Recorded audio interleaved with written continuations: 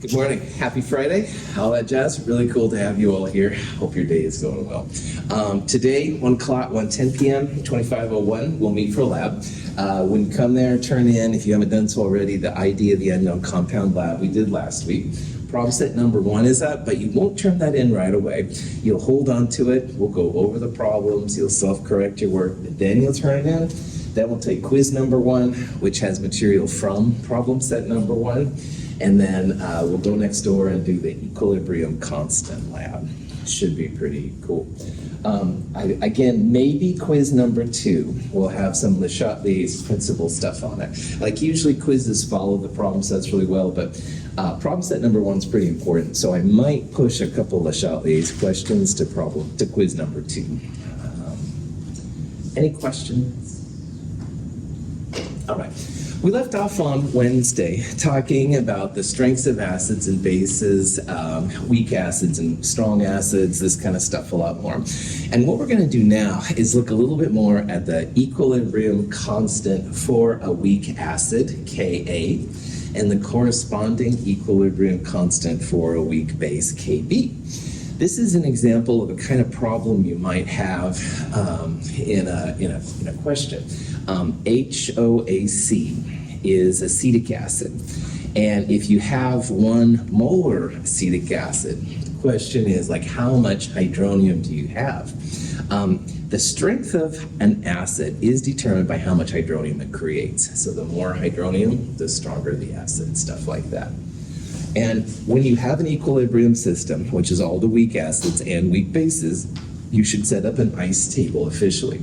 So in this problem, if you're starting with 1 mole per liter acetic acid, that would be the initial, and you initially don't have any hydronium or the acetate ion. And acetic acid will go down by some amount X. These two will go up by some amount X, again 1 to 1 to 1. No liquids and solids, so water's not there. So at equilibrium, you'd have 1 minus X for the acetic acid, and you'd have X and X for both of those. Now, the K values for weak acids and weak bases are usually known. There's a table of weak acids and weak bases that's in problem set number 2. So you can look up the acetic acid Ka value pretty readily. When you look up the value for acetic acid, you'll see it's 1.8 times 10 to the minus 5. And so if you let that equal to products over reactants, you'd have X squared over 1 minus X. X squared comes from X and X being hydronium and acetate, acetic acid 1 minus X. And as written, this is a quadratic formula. Oh boy, you'd have an X squared term, multiply both sides by 1 minus X, so this times 1 minus X. You'd have X squared, you'd have X, you'd have a number, blah, blah, blah. And if you're cool doing quadratic formulas, or you have that beautiful solve function on your calculator, it does make mincemeat of these kind of problems. But sometimes you maybe just don't feel like doing a quadratic formula. So sometimes, chemists are lazy. No, sometimes there is a way that you don't have to go through a quadratic formula. And I want to talk about that and the kind of process we're going to use. So as written, 1.8 times 10 to the minus 5 equals X squared over 1 minus X. That's a quadratic formula. And again, there's nothing wrong with solving it. However, if you think about this enough, and of course chemists have lots of time to do this because we do lots of calculations like that, K is very small, 10 to the minus 5. That's a very reactant favored K. So in the equilibrium between acetic acid and water, making acetate and hydronium, there's going to be a lot more acetic acid and not a lot of these two.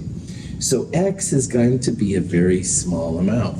And one thing we've been playing with this whole quarter so far is that if you have a big number and you subtract a small number from it, then it basically is just equal to the big number itself.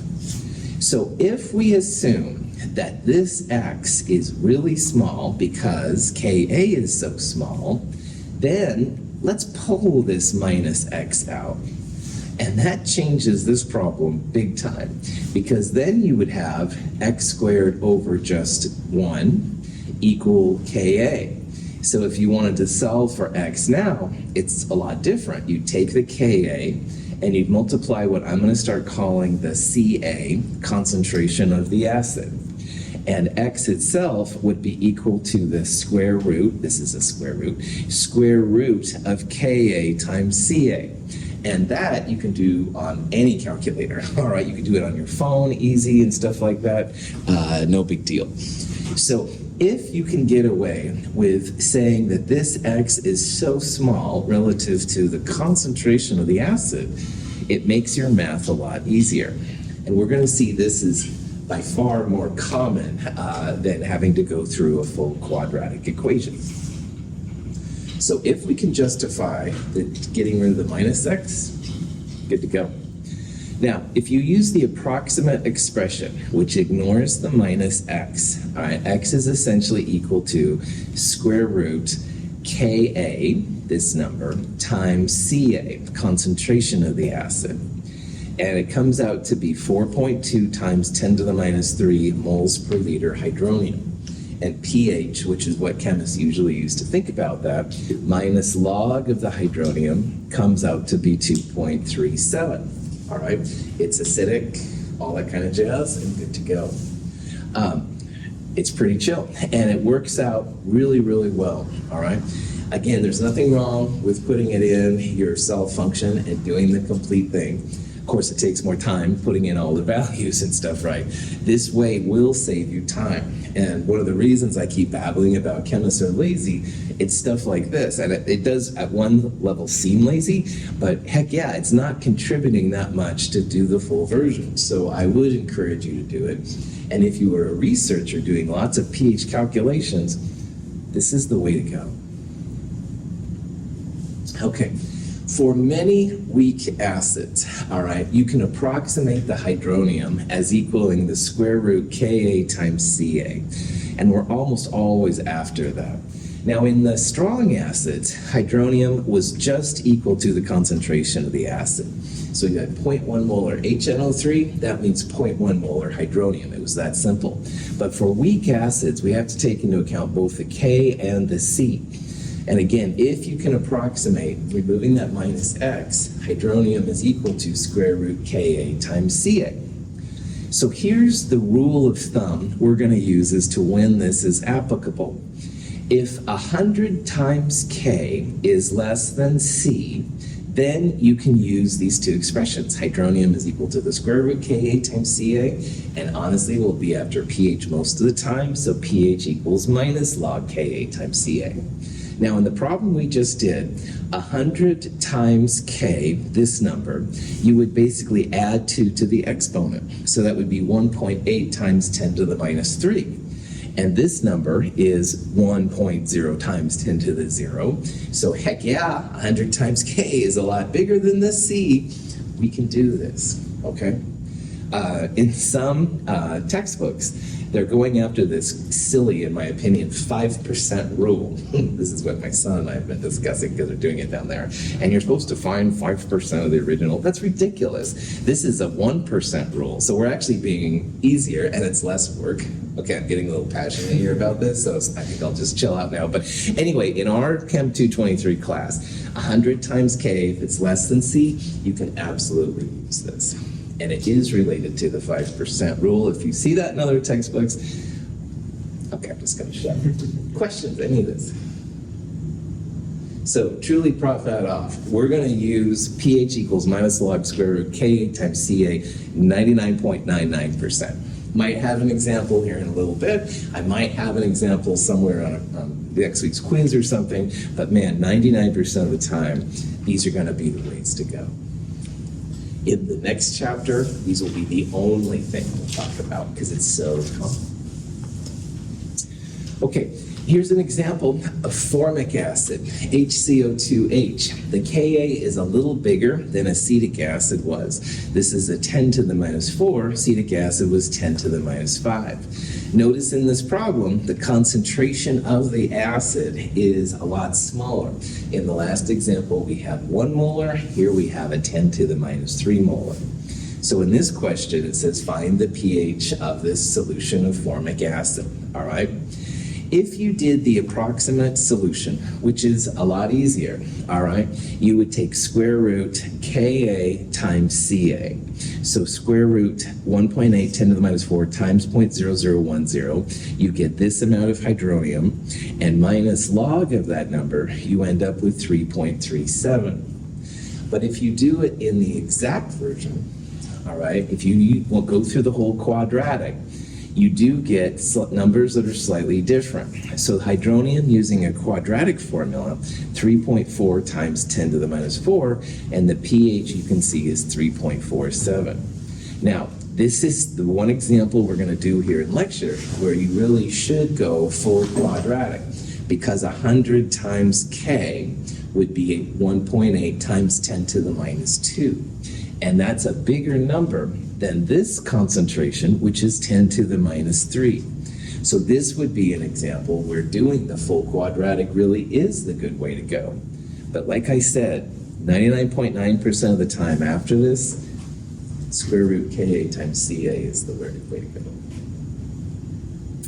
Any questions?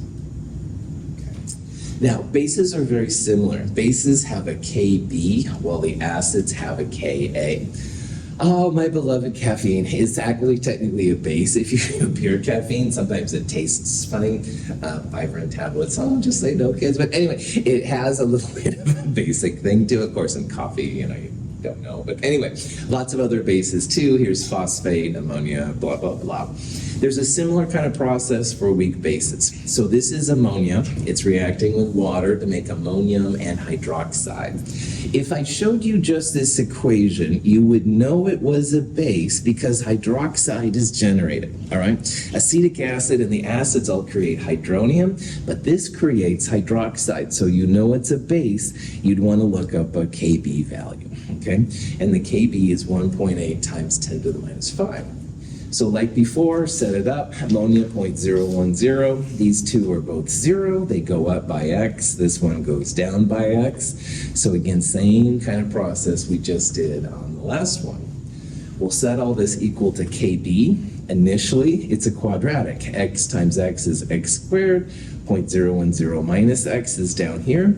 Now, I put this question up here because 100 times k, this would be 10 to the minus 3. And this number is 10 to the minus 2. So we can still use our approximation here because 100 times this is less than this.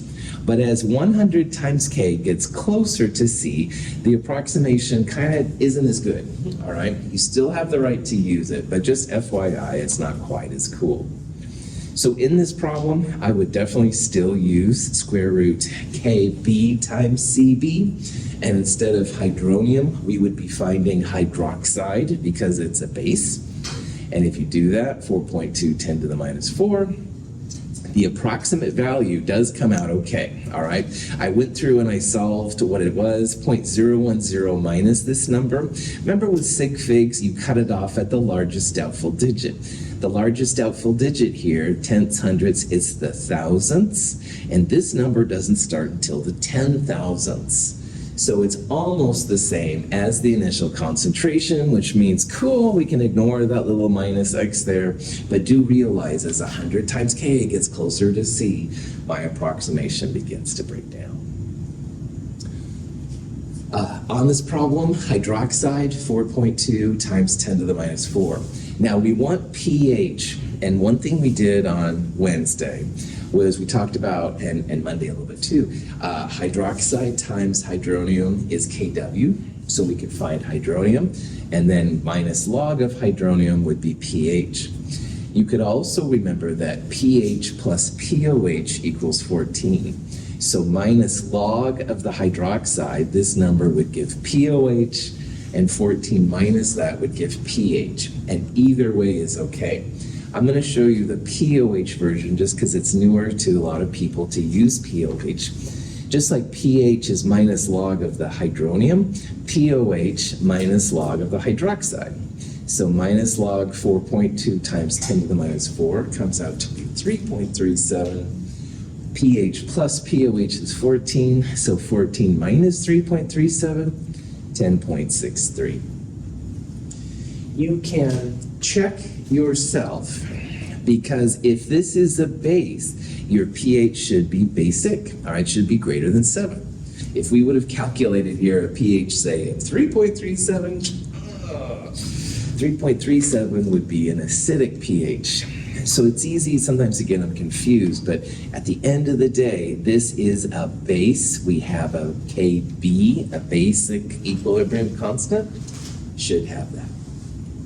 Now, I am, like I said, the lazy chemist.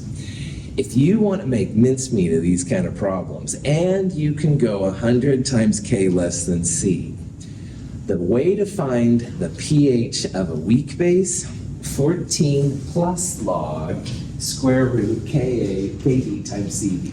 Now, earlier we saw the pH of a weak acid minus log square root Ka times Ca. This is hydronium, so minus log of hydronium is pH. This is for weak acids. But there's another version for weak bases, 14 plus log square root Kb times Cb.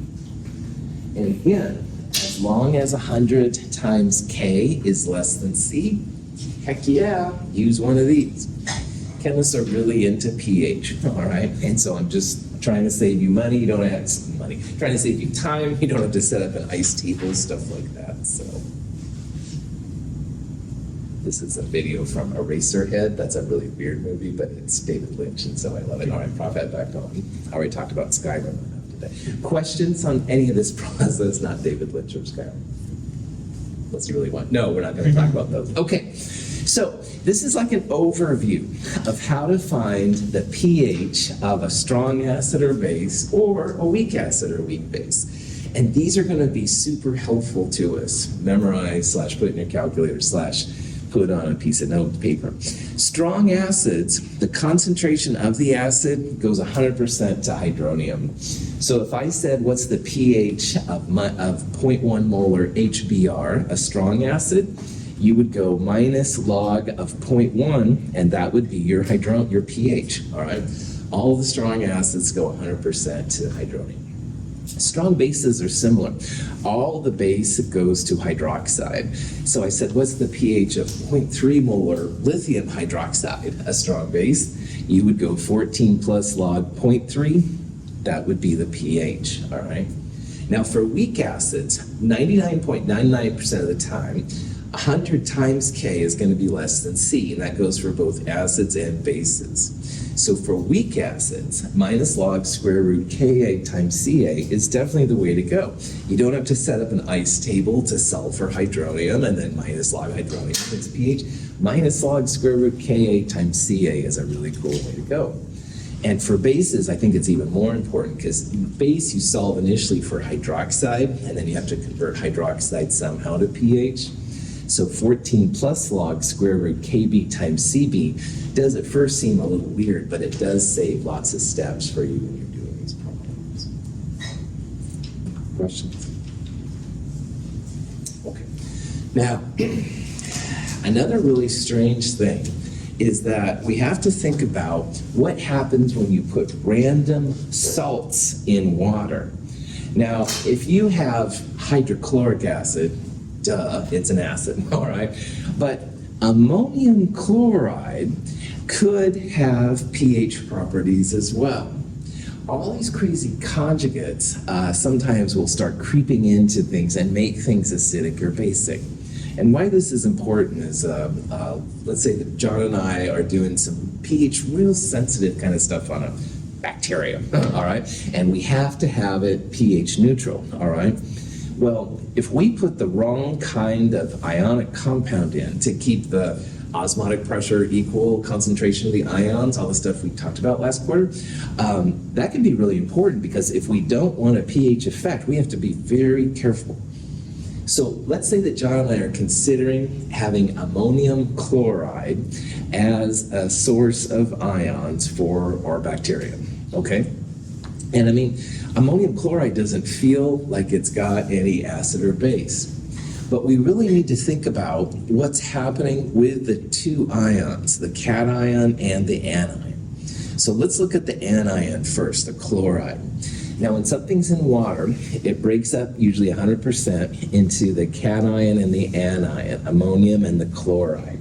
So we're going to focus on the chloride first. If chloride had acid-base properties, all right, chloride would react with water. It's got a negative, so it's probably going to take an H plus over from water. So it would make HCl and hydroxide. Now, looking at the products, is HCl an acid or a base? And is it a strong or a weak system?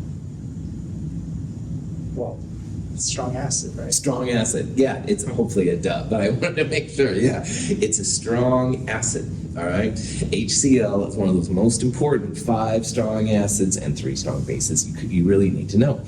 Strong acids always push to the opposite side.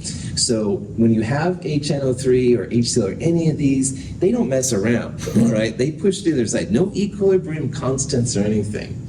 So if chloride was to react with water to make hydrochloric and hydroxide, it would instantly push to the other side. Strong acids with a base? No way, that's not happening. Chloride, all right, is not gonna do anything in terms of pH. If it could, it would make hydrochloric acid and hydroxide, and those are this is a strong acid, and hydroxide by itself is pretty strong. So these are so strong, they're gonna push right back to the reactants. What this means for us as chemists, chloride is a neutral ion. So if John and I want a neutral solution, having a chloride ion is okay. Because chloride, if it would make anything, would make HCl and hydroxide, strong acids and strong bases push to the other side. Chloride is going to sit right there and not do anything with pH. But ammonium is a little different. Now ammonium, the cation, all right, we have to think about what it's going to do too. Ammonium will react with water to make its counter base, conjugate base, ammonia and hydronium. All right, now the difference between a strong and a weak acid or base is that weak systems coexist with each other, all right? HCl, hunter killer, pushes to the other side. But the weak systems, they can kind of coexist with each other and not like lose their stuff, if you will. Ammonium is actually going to create some ammonia. And although some of the ammonia will turn back into ammonium, it's not like 100%. It would be in equilibrium. Ammonium creates hydronium, all right? And if you can find a K value on that sheet, that shows that this thing's going to have some pH properties. So if John and I put chloride in, it's not going to affect pH, no problem, because the strong one's overwhelmed. But the weak ammonia, yeah, it's going to create some hydronium. And the ammonia isn't a strong base, so it's not going to push back to the other side. So these last 2 examples, all right, I want to point out how if you're really going to do this right, you add any kind of salt, some kind of cation, anion thing. You've got to think about how if they're going to make any pH properties. If one of the counter ions, like chloride, makes a strong acid or strong base, it's going to push to the other side, and that means it's essentially neutral. But if you have a weak acid or a weak base, they will coexist with their conjugate, like ammonium with ammonia, all right? You can verify that because on that table, there is a Ka for ammonium. And that means it's going to be around. It's going to create a little bit of acid. Now, it's not a very big Ka. It's not going to create a lot of hydronium. And maybe John and I would be okay with our bacteria with a little bit of acid, but we do realize now that, yeah, there is going to be an acid effect here and stuff. So why I bring this up, a lot of times you want to have an ionic solution strength, so many ions dissolve. And if you're worried about acids and bases, don't use cations or anions from this part, all right? What John and I really should do is make a cation-anion group from here. So lithium perchlorate, all right? Magnesium bromide, stuff like that. Those are all neutral ions because their conjugates are strong acids or strong bases. bases. So for example, chloride makes HCl, not going to happen. Iodide makes HI, not going to happen. Lithium would create lithium hydroxide, a strong base. No, that's not going to happen. All of these over here are going to have an effect on the pH, all right? And some of them are kind of obvious, like anything with a hydrogen listed first is going to be an acid base, something or another, definitely. Look at all the negative ions here. If you have to guess, most of the negative ions will have a pH effect, often basic. I do want to point out a couple of them.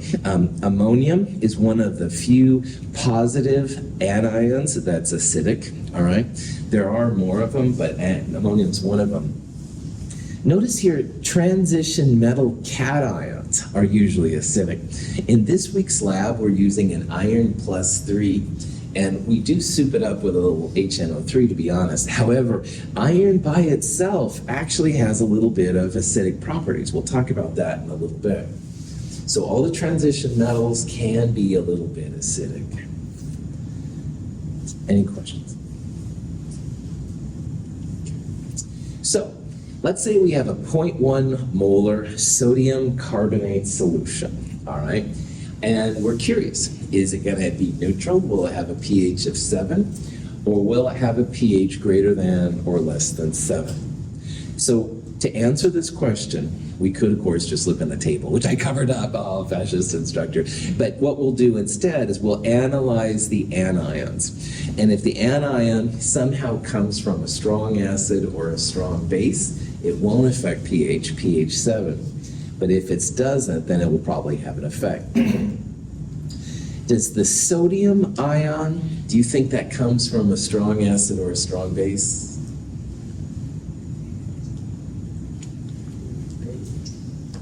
Yeah. So sodium and water, if they were allowed to react, all right, they would essentially make sodium hydroxide, and you'd have an H plus essentially left over. All right. Sodium hydroxide is a strong base, like Clifford said. These guys don't mess around. They're not equilibrium. They're going to push back that way. You're not going to have any of these around because the minute they're made, they're going to push back to the other side. So sodium ions do not affect pH, all right? They're going to be neutral. Their conjugate is a strong base. Strong bases don't sit around. They push back the other way. Sodium won't affect the pH. However, carbonate can react with water, and there's different equilibria that can happen. But the first one would make it hydrogen carbonate, and it would also make some hydroxide. Now, carbonate and hydrogen carbonate are not related at all to your 5 strong acids or your 3 strong bases. So if you don't recognize these, then you say, yeah, there's going to be a pH effect. And hydroxide will create some, or carbonate, will create some hydroxide. That'll make the pH basic. It'll make it greater than 7. And it might be like 7.1. It might be just a little bit basic. That's not what we're after here. But we do know that it will affect pH, and that's the important part. Carbonate's actually a relatively strong weak base. 10 to the minus 4 isn't too weak or anything like that. So, questions? Here's an example. We can go into that a little bit more detail. So let's find the pH of a 0.1 molar sodium carbonate solution. And we just went through the whole thing, how sodium would create sodium hydroxide. Strong bases don't mess around. They'll push it back the other way. Sodium doesn't affect pH. You can ignore it. But carbonate's another story. And carbonate does have a Kb. Now you can, if you weren't certain if carbonate was an acid or a base, you could look up in that table in Chem 223 and you wouldn't find it on the Ka side, but you would find it on the Kb side. And the B again means it's going to be a base. It's going to create hydroxide. So anyway, you'd set up an ice table like before, 0.1 minus X for carbonate, X and X for the hydroxide and hydrogen carbonate. Now, 100 times K, this number, would be 2.1 times 10 to the minus 2. This is a 10 to the minus 1 number. This would be like 1.0 times 10 to the minus 1. So 100 times K is less than C. It's getting closer to those two are equal, so it's not as good, but it would still work in this case. So let's ignore the little x. If we do that, then x squared is equal to, which is KB times CB, by the way, x squared equals KB times CB. So the square root of KB times CB is what we're after. That would be the hydroxide value. And like we saw before, you can go POH minus log of hydroxide. pH equals 14 minus POH. So the pH would be 14 minus 2.34. pH is 11.66. Is that number by itself acidic or basic? Basic. Basic, good. And thank the stars, because we have a KB, it should be basic, all right? It might be even 7.1, just a little bit more, but it has to be a basic number. If you calculated, say, 2.34, you'd be like, something's wrong there, because KB base should be greater than 7. Now, I wouldn't have done this way at all. I would have done 14 plus log square root KB times CB, because I'm a nerd chemist. No, because I'm trying to show an efficient way of doing these problems. Seriously, you can go through the ICE table, find hydroxide, et cetera, but again, little advertisement here. All right, 14 plus log square root KB times CB. This cracked me up when I saw it last year, so I couldn't use this. So just say no, kids. Questions? Good. All right. The last topic in this chapter is another acid-base theory. It's called Lewis acids and bases. Chemists have essentially 3 acid-base theories. There's actually one called the Arrhenius theory, which no one hardly uses anymore. Most of what the classic acid bases are in chemistry are Bronsted acids and Bronsted bases, hydrogen acceptors, hydrogen donators, all that kind of stuff. But there's actually a third theory. This is the Lewis of the Lewis structure. Lewis, by the way. It's another type of theory of acids and bases, and it has some really cool implications. Lewis acids and bases will do everything Bronsted theory does, plus a little bit more, so it's really worth talking about. Now, this is a molecule that I think we're going to make at the end of Chem 223. And most of these bonds that are shown, all right, so black is usually carbon, white is hydrogen, these are oxygens and nitrogens, all right? Most of these bonds are intramolecular, inside the molecule, covalent bonds. These little dot lines right here, what kind of bonds are those? We talked about it in Chem 222. Hydrogen bonds, outstanding. Yeah, you've got the OH right here connected to the oxygen. Hydrogen bonds are really helpful when it comes to talking about molecules. But there's also, right here in the middle, these little arrows, all right? And these little arrows are another kind of bond. And we can explain it really well through Lewis acid and base theory, all right? So just if you ever see these little bonds, like with little arrows like that, what they're saying is that the lone pair electrons are pushing, both of them are pushing into the central atom. So in this molecule right here, this is a nitrogen. The nitrogen has a lone pair, like we've seen in Lewis structures. What that little arrow says is that lone pair is pushing into this metal. This is a nickel ion. Nickel usually has lots and lots of empty orbitals. So it's easy to push the electrons inside. So let's talk about how Lewis acid-base theory helps us to understand this particular molecule. In Lewis acid-base theory, there's a little bit different definition of what an acid and a base is. A Lewis acid is an electron pair acceptor. Now, boron trifluoride is actually a Lewis acid. Now, all the Bronsted acids we saw, HNO3, acetic acid, stuff like that, they had hydrogen, right? There's no hydrogen here. So initially, this is like, what the? All right, Lewis acids don't have anything to do with hydrogen. But what they do need is some place to put lone pairs. So an electron pair acceptor is what a Lewis acid is, and it may not have any hydrogen at all, which is such a trip.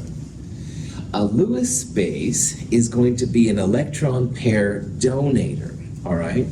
So electrons will come from the base and push themselves into some kind of empty orbital on the Lewis acid. Now, ammonia is a Bronsted base as well, because ammonia reacts with water, it makes hydroxide and ammonium, all that kind of stuff. So this one isn't as exciting as this one is. This one doesn't look anything like a Bronsted acid. And even the Bronsted base here, we're not really thinking about hydrogens and hydroxides and stuff like that. We're thinking about if it has lone pairs on it. So Lewis acids have a way to accept lone pairs. Lewis bases have a lone pair to donate. When you have a Lewis base like fluoride and a Lewis acid like boron, and the base puts its lone pairs in the acid, it creates what's called a coordinate covalent bond. Now, all the other covalent bonds we've seen so far, one electron from atom A and one electron from atom B, they make like a handshake, all right? So I go up to Clifford, I say, hey man, what's going on? This would be like a normal covalent bond. Don't raise your hands. All right. Clifford, I haven't seen you. Both of my hands on Clifford, that would be a coordinate covalent bond. Clifford does it to me, same kind of thing, all right? Thank you. So anyway, it's a different kind of thing. Most covalent bonds, an atom from each person, electron, atom, I'm getting all my things mixed up here, my anthropology problems. But anyway, in a coordinate covalent, both electrons come from atom A and push themselves into atom B. So if you see that little arrow on that last picture, that's one way that sometimes chemists describe coordinate covalent bonds. Boron trifluoride is a Lewis acid because it has a deficiency of electrons. Ammonia acts as a Lewis base by donating its lone pair of electrons into BF3's vacant valence orbital. The product of this Lewis acid-base reaction is a single molecule with a new bond, called a coordinate covalent bond, because both the electrons for the bond come from only one species. If you've been with me since Chem 221, I've always talked about group 3A, boron, aluminum, gallium, as the twisted metals. And finally, I can tell you why. Because all of those have empty orbitals, all right? They're never totally happy unless something else comes in and shoves electrons in it, basically. Maybe thallium, but we won't go there right now. This is boron, one of the group 3As, all right? All of these have empty orbitals. In Chem 222, we saw how 1s2, 2s2, 2p1, there was always an empty orbital with boron, and it usually just hangs out and is kind of empty, unhappy. Anyway, in these kind of structures then, what happens is the lone pair comes in and shoves electron density into those empty orbitals, so they're no longer twisted. All right, they're happy. Everybody likes 4 bonds, carbon, etc. Well, boron, aluminum, a lot of times have to suffer, if you will, with 3, unless they're involved in a coordinate covalent bond. So the reason I said they're the twisted metals is because they're never totally happy usually. They like having electrons shoved into them and stuff like that, which is crazy. When ammonia did this with BF3, it went from trigonal planar to tetrahedral, all right? So that's like feeling like it's got a full bond, but it's a weird bond, all right? These coordinate covalent bonds do some strange things that a regular covalent bond wouldn't do. Here are some more examples that are more like the Bronsted acids we saw. All right, now we saw in a Bronsted acid like H+, can react with a Bronsted base. The base accepts the H+, of course is donating itself to make an acid. In Lewis acids, we can do the same thing. Hydrogen ions have no electrons, so you bet the lone pairs on oxygen can absorb those and stuff. They make what's called a Lewis acid base adduct. An adduct is just when you have the acid and the base together. There's different names for adducts. This is just one of them.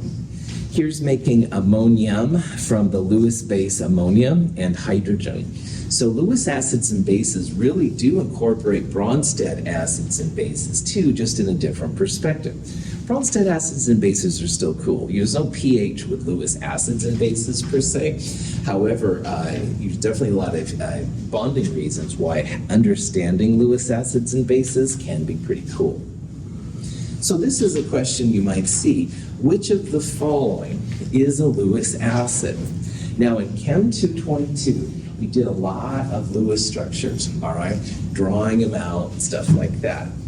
Anything with a lone pair on it is not going to be a Lewis acid. It's going to be a Lewis base. So this is hypochlorite, all right?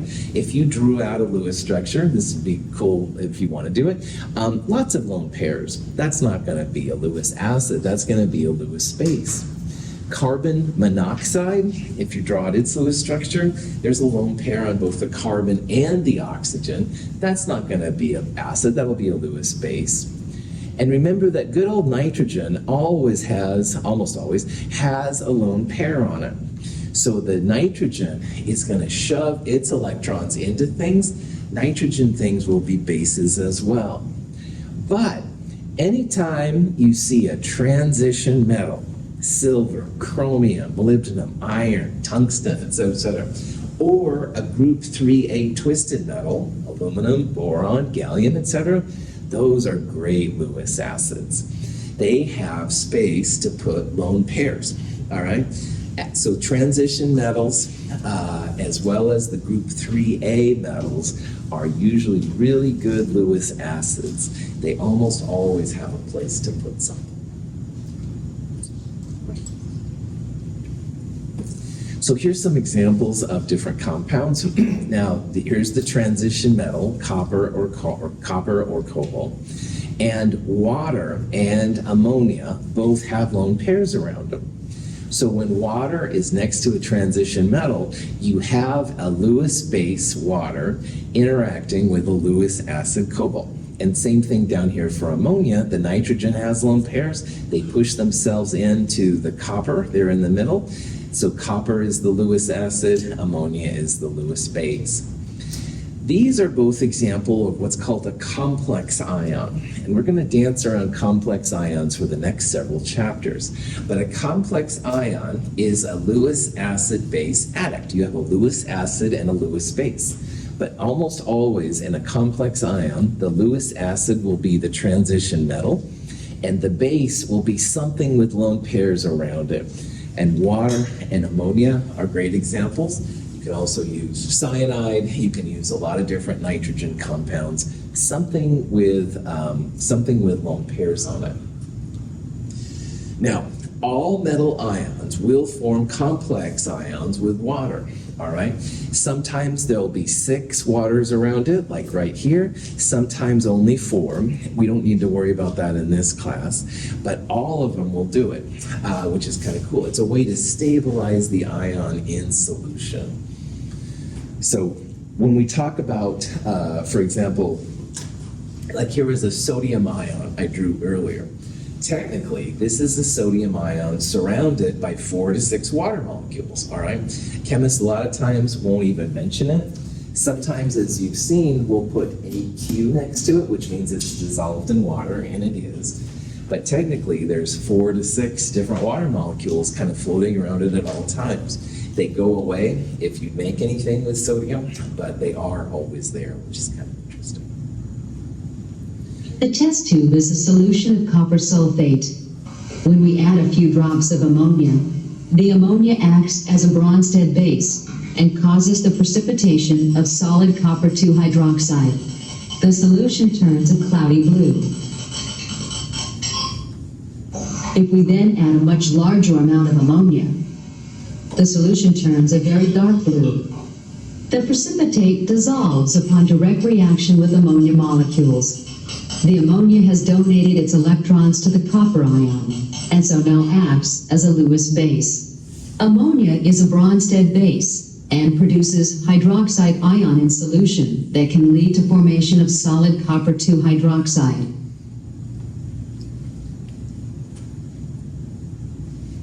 With additional ammonia, a Lewis acid-base reaction occurs.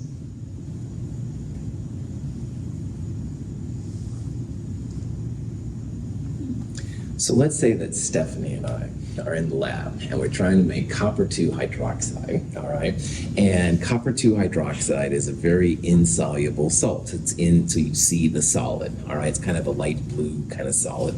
And initially in this little screen, that's what you saw. But we run out of sodium hydroxide, we'll say, and we think, oh yeah, no problem. Ammonia is a base, so that'll be good. So we add a little bit, no problem. But we keep adding ammonia. Bam! Our solid is gone. Our light blue solid has turned into a dark blue solution. All right? Like usually if a little is good, a lot is better. Not with complex ions. And this is what chemists had to learn the hard way, because you know that some chemist was, oh, I'm going to make lots of copper 2 hydroxide this way. So they add extra and the solid disappears. Complex ions frustrated chemists for a long time, because if a little is good, a lot should be better. Le Chatelier's principle, et cetera, et cetera. Oh, there's other equilibria that start kicking in. So the dark blue here is a copper 2 plus complex ion with ammonia around it. Normally, the complex ions are really highly colored, which makes them kind of fun. Not if you're trying to make the solid, of course, but you can see them really readily, which is really, really crazy. So you have to be very careful with complex ions. Next week's lab, the Le Chatelier's principle lab, there's an example with zinc, and you add a little hydroxide, and you make zinc 2 hydroxide. But you keep adding this stuff, and it goes away. That's because you're going to be making complex ions, and it looks like your solid just totally dissolves, which doesn't make any sense by Le Chatelier's or anything like that. But when you think about a complex ion, oh yeah. Oxygen binds weakly to the iron ion at the center of a heme group in the hemoglobin molecule. In an oxygen-poor area of the body, the O2 is easily removed. Carbon monoxide, in contrast, binds very tightly to the iron and is very difficult to remove. The presence of carbon monoxide makes it impossible for the blood to transport oxygen effectively. In our bodies, oxygen is transported around on the iron and heme. And again, that's about as much as I know about it, so don't ask me too many questions. However, if you're in an environment with carbon monoxide, it'll kill you, as you know, and stuff. And what happens is CO will also grab onto the iron. But CO holds on a lot tighter than the oxygen does, and it's hard to dislodge that CO from the heme. So you asphyxiate. You can't get oxygen around your body. It's a bad thing. Same thing, just differences here in different complex ions that are being made. Now, earlier I said how transition metals are acidic in water, and it's all because of a process called hydrolysis. When you have water molecules around a transition metal, inevitably one of the hydrogens goes away. So on this water right here, one of the hydrogens decided to jump ship and join hydronium, join a water to become hydronium. Transition metals are acidic in solution. All right, they're not strong or anything, but you can calculate Ka and all that kind of stuff. So back to the idea with John and I trying to get a pH neutral, we don't want to add transition metals at all, because 99.9% of them will make acidic solutions. We have to be very careful.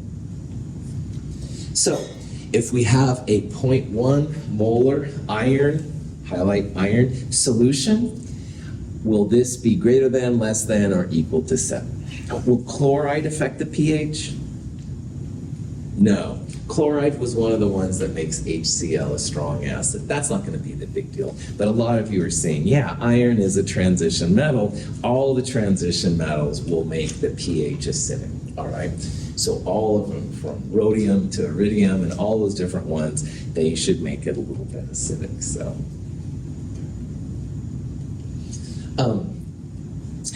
Amphoteric systems can be both acids and bases. And Lewis acids and bases theory is a lot better at explaining why some systems are amphoteric. Aluminum is a classic example of this, where it can be both an acid and a base. Now, aluminum hydroxide has an aluminum, and those hydroxides will absolutely react with hydrogen to make water and the aluminum ion. So in this case, aluminum hydroxide is making a base. It's a classic base, a Bronsted base even. But aluminum hydroxide can also act as an acid. Remember, aluminum is one of those twisted metals. It does have an empty orbital. So you get hydroxide running around, hydroxide bristling with lone pairs on it. The hydroxide is pushing its electrons into aluminum. You can make this complex ion, AlOH4 minus. So here, aluminum is acting as a Lewis acid, all right? It's accepting the lone pairs from the Lewis base hydroxide to make this complex ion, Lewis acid base adduct. The electrons are pushing themselves in. You could write like an arrow pointing that way. So these are some fun pictures showing the aluminum, blah, blah, blah. All right, I want to talk about formation constants on Monday. This is a good place to stop. Have a great day. See you at 1 o'clock, 1:10 today.